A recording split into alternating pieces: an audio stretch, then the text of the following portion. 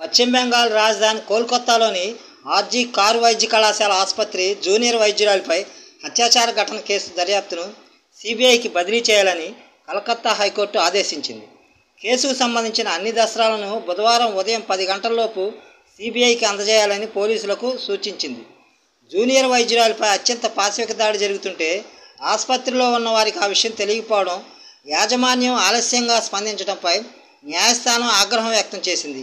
ఈ కేసులో నిందితుడికి పోలీసులతో సంబంధాలు ఉన్నాయని ఆరోపణలు వస్తున్న నేపథ్యంలో సాక్ష్యాలు తారుమారు చేయకుండా ఉండేందుకు స్వతంత్ర దర్యాప్తు సంస్థతో విచారణ జరిపించాలని బాధితురాలి తల్లిదండ్రులు కోరినట్లు న్యాయస్థానం పేర్కొంది.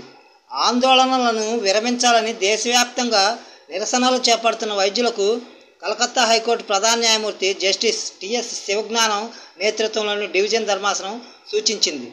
కళాశాల మాజీ ప్రిన్సిపాల్ డాక్టర్ సందీప్ ఘోష్పై కోర్టు తీవ్ర స్థాయిలో విరుచుకుపడింది. ఆయన రాజీనామా చేసిన వెంటనే మరొక పదవి ఎలా ఇస్తారని ప్రశ్నించింది.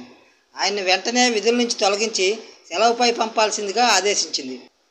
కేసుపై 3 వారాల తర్వాత విచారణ జరుపుతామని, అప్పుడు దర్యాప్తు పురోగతి నివేదికను సిబిఐ సమర్పించాలని పేర్కొంది. మరోవైపు అత్యాచార ఘటనను నిరసిస్తూ బుధవారం నుంచి తలపెట్టిన సమ్మెను విరమిస్తున్నట్లు the federation of resident doctors association మంగళవారం రాత్రి ప్రకటించింది. తమ డిమాండ్లు తీర్చేందుకు కేంద్ర వైద్య శాఖ మంత్రి జేపీ నడ్డా అంగీకరించిన నేపథ్యంలో ఈ నిర్ణయం తీసుకున్నట్లు వెల్లడించింది.